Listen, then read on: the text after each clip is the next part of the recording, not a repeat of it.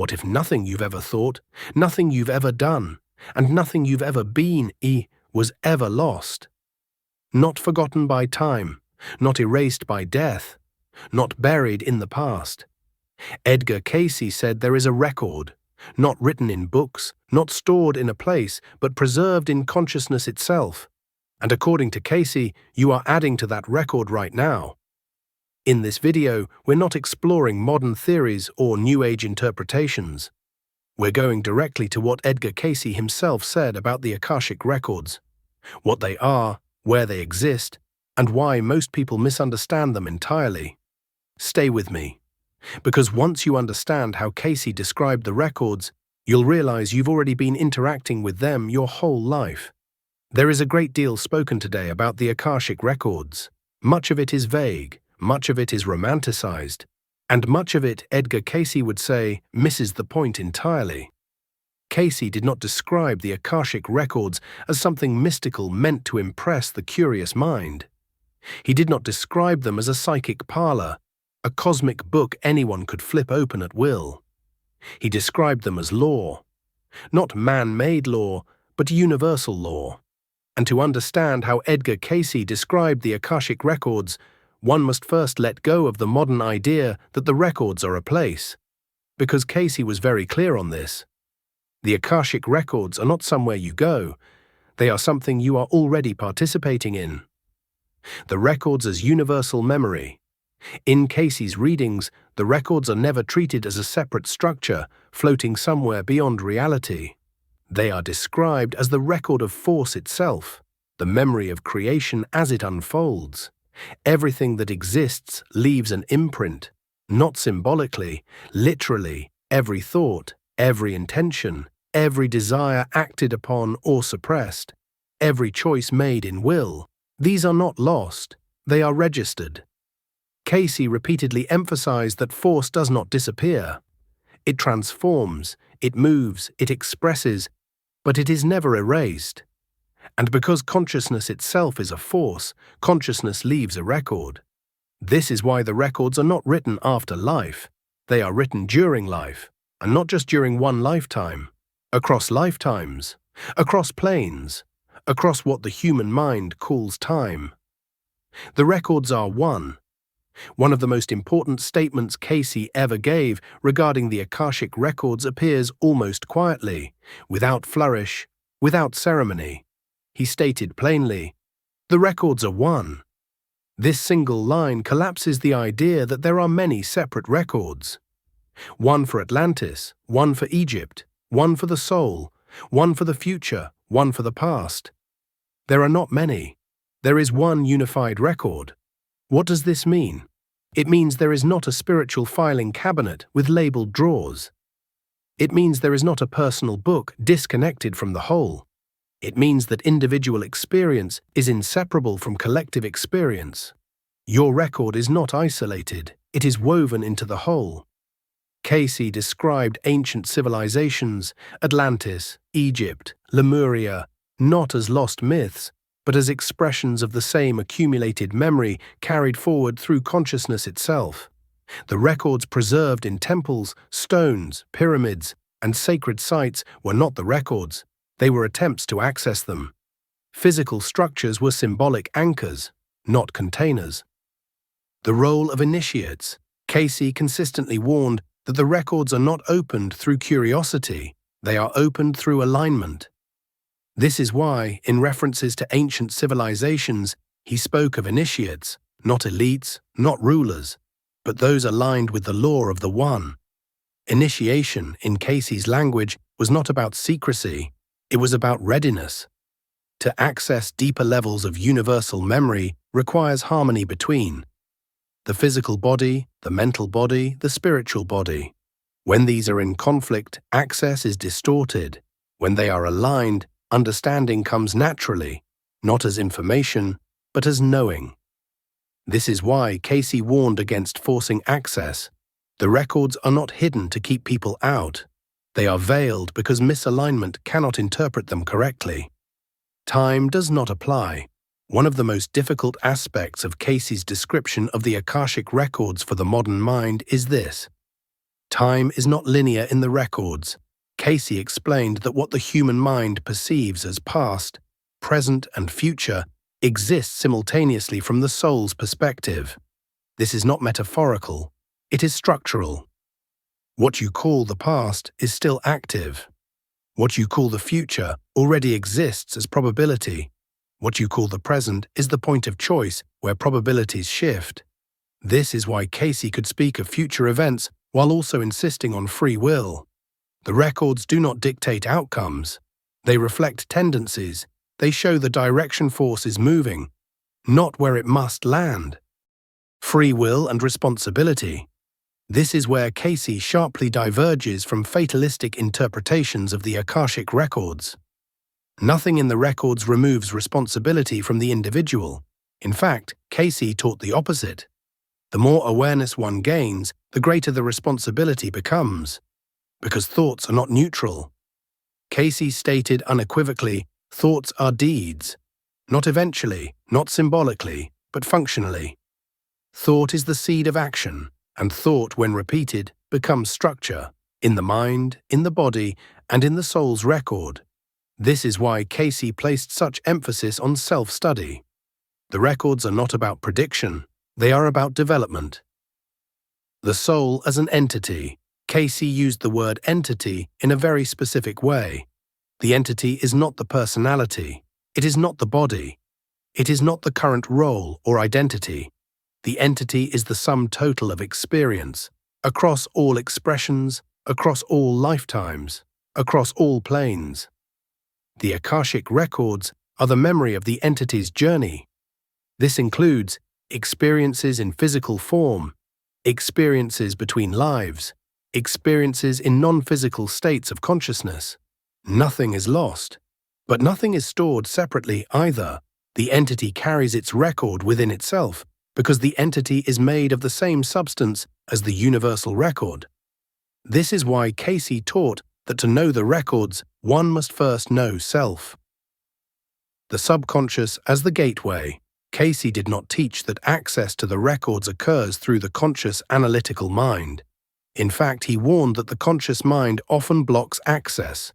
The gateway is the subconscious. Why? Because the subconscious is where the soul communicates with the physical world.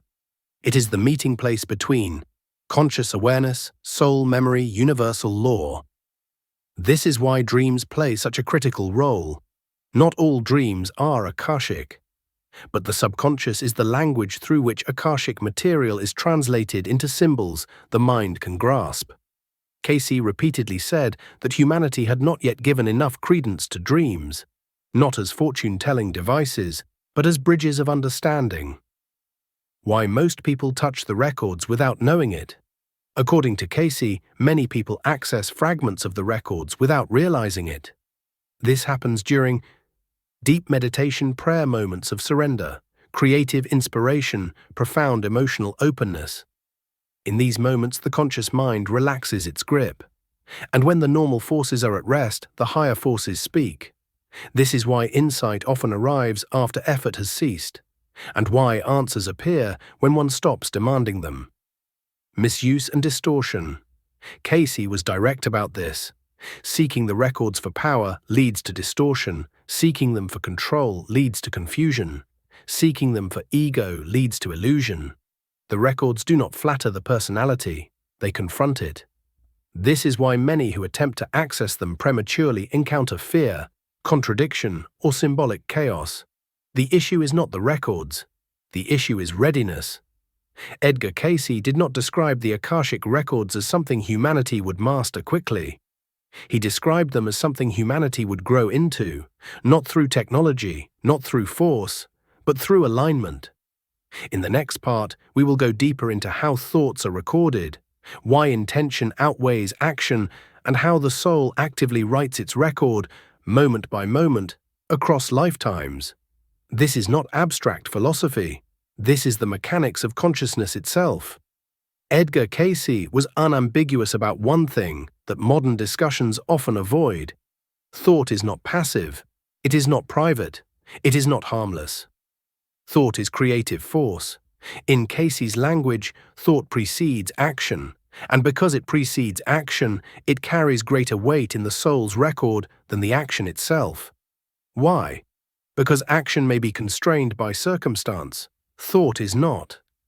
A person may act kindly while harboring resentment.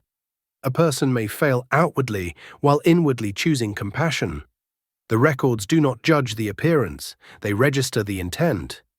Cayce stated that thoughts are deeds because they set force into motion. Once set in motion, that force seeks expression, either in the current life or a future one. This is why the Akashic Records are not a moral scorecard. They are a map of energy in motion. Intention versus action. Cayce made a critical distinction that is often misunderstood. Action completes a cycle. Intention initiates it. If an intention is repeated without action, it still builds structure. In the mind, in the emotional body, and eventually in the soul's record. This is why patterns repeat across lifetimes, not because of punishment, but because unfinished force seeks completion. The records do not remember what you meant to do. They remember what you became while intending. The subconscious as the scribe. Cayce did not teach that the Akashic Records are written consciously. They are written subconsciously. The subconscious mind is where impressions are received, stored, and transmitted between the soul and the physical world. It is also where past life impressions surface, not as memories with dates and names, but as tendencies, attractions, fears, talents, unexplained familiarity. This is why a person may feel instantly drawn to a place they've never been, or repelled by a situation they can't logically explain. The conscious mind asks why. The subconscious answers with feeling, and feeling is the language of the soul. Why memory does not look like memory. One of the most important clarifications Cayce made is this: soul memory does not resemble human memory. The soul does not remember events the way the mind remembers facts. It remembers impact. This is why past life memory appears as emotion, inclination, or intuition, rather than narrative. The records do not store stories. They store impressions. And impressions seek expression until understood. Reincarnation as continuity, not punishment. Cayce taught reincarnation as a natural function of growth, not a system of reward or penalty. Each life is an opportunity to balance unfinished forces. Each return is a continuation, not a restart. This is why the soul may choose difficult circumstances, not to suffer, but to resolve. The records reveal where force has been imbalanced. Reincarnation provides the environment where balance can be restored. The soul chooses its conditions. This idea is uncomfortable for many. Cayce acknowledged that, but he insisted upon it. The soul does not choose every detail, it chooses opportunities. Environment, heredity, challenges, and tendencies are selected as tools, not as sentences. Free will operates within these conditions, and it is free will that alters the record. Why time is not linear in the records. From the soul's perspective, time does not move forward, it expands outward. Cayce explained that what we call the future already exists as probability.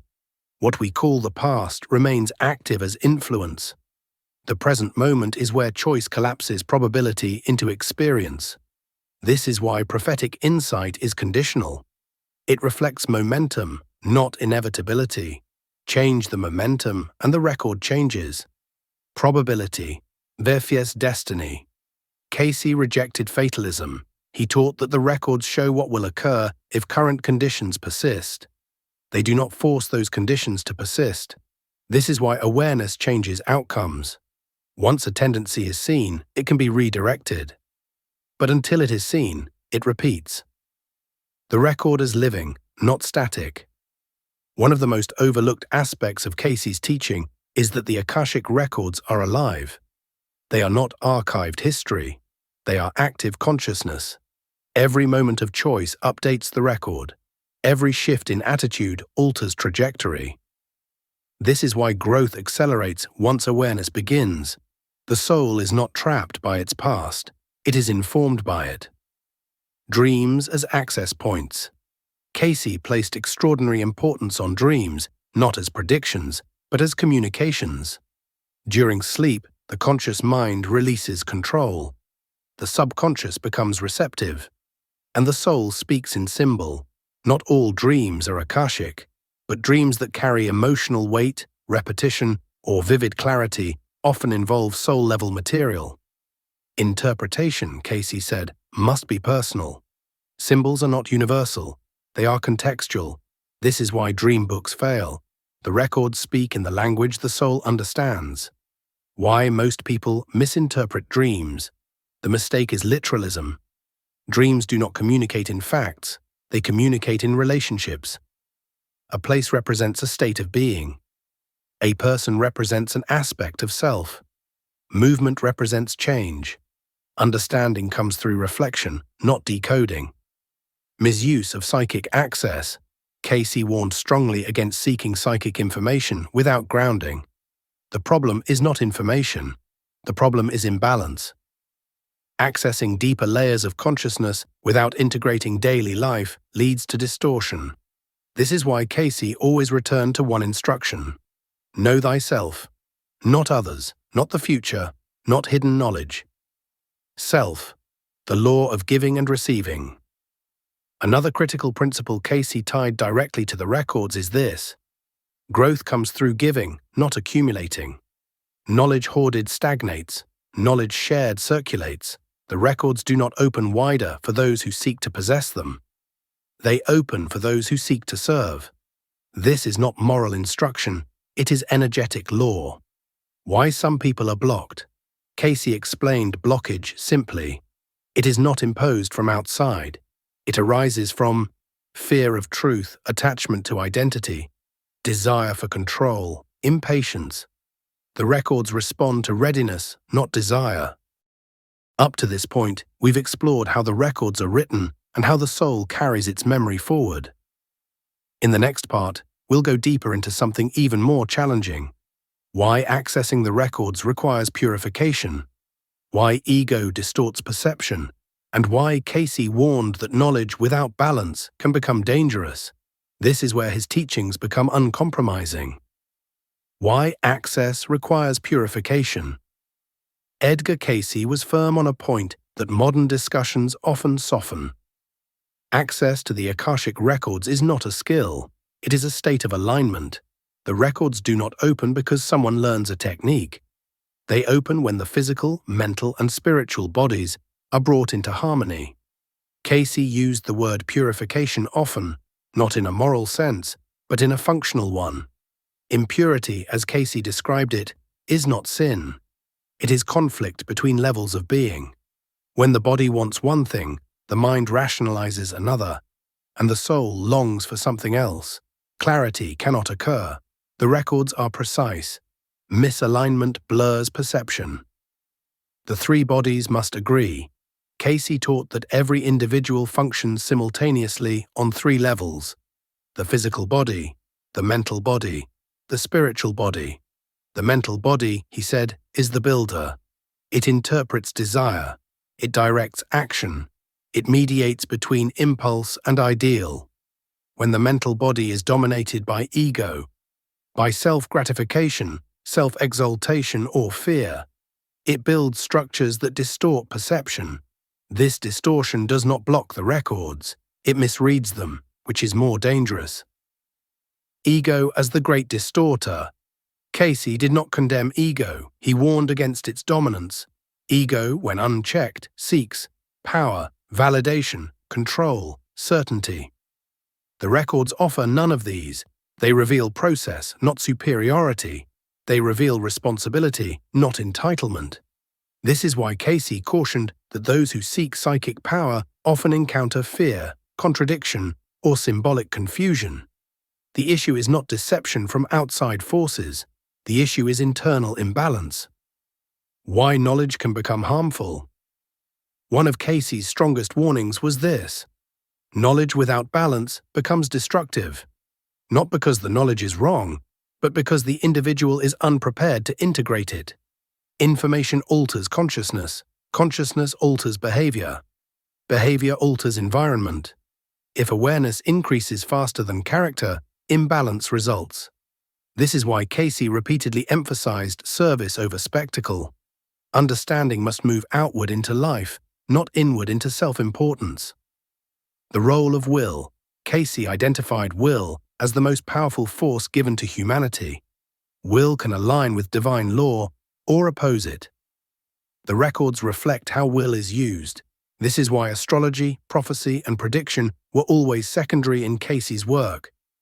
Inclinations are not destiny. Will determines outcome. The Akashic Records show where will has been applied and where it has been avoided. Why some souls advance faster. Cayce did not teach spiritual hierarchy, he taught responsiveness. Souls that advance more rapidly do not possess special privilege. They apply what they understand. Growth accelerates when insight is acted upon. Stagnation occurs when insight is admired but not lived. The records respond to application.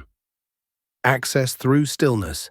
Cayce taught that the records are most accessible when the normal mind is at rest. Not forced silence, not strained concentration, but stillness. This is why prayer, meditation, and reflection appear again and again in his readings. Not as rituals, but as conditions. When the mind ceases to demand, the soul begins to speak. Why silence is essential. One of Cayce's most striking statements was this: silence is golden if you would hear the voice of your maker.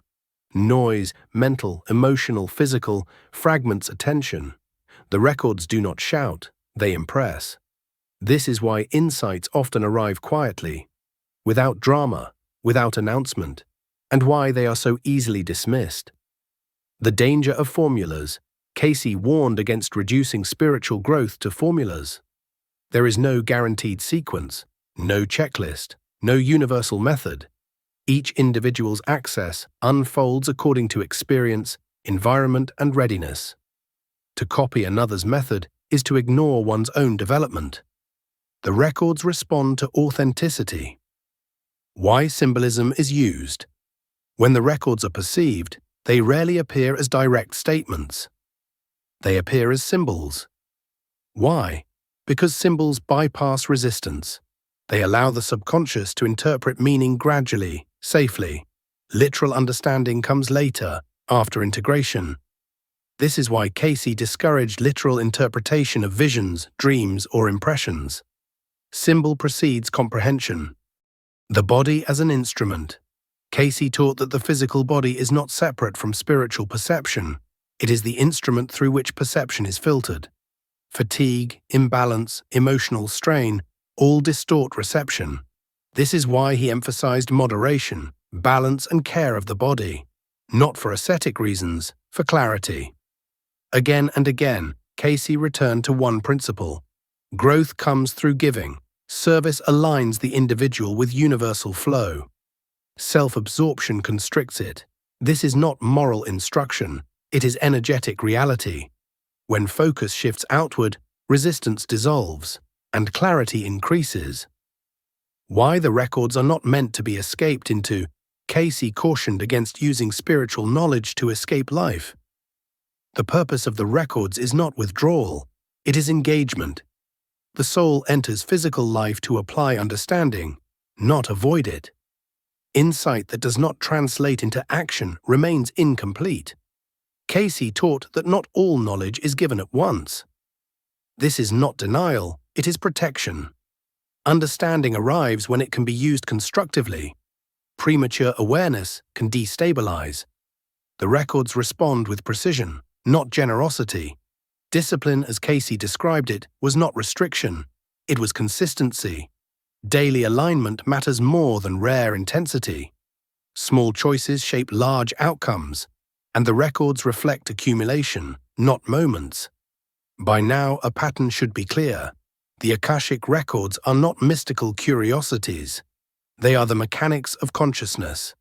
In the final part, we will bring everything together: how the records guide the soul after death, how life review naturally occurs, and why Cayce said the soul ultimately returns to its source, carrying everything it has become. This is where the teaching completes its arc. And so, when Edgar Cayce spoke of the Akashic Records, He was not describing a mystical library hidden somewhere in time or space. He was pointing to something far closer and far more demanding. The records, as Cayce described them, are the soul's own memory, written not in books, but in vibration. They are carried within consciousness itself, accessed not by curiosity, but by attunement. Again and again, the readings make this clear. Access is not granted through intellect alone. It is not forced through technique. It unfolds only as the soul comes into harmony with its own purpose. This is why Cayce taught that the records are one, not divided between Egypt, Atlantis, or the individual, but unified across all experience. What is known in the soul is known everywhere. What is unresolved follows the soul everywhere. And this is the deeper responsibility he placed before us. To seek the Akashic Records is not to seek hidden knowledge about the past. It is to accept accountability for every thought, desire, and choice, knowing that nothing is ever lost and nothing is ever erased. Each soul is writing its record now. Each moment adds a line. Each intention leaves an imprint.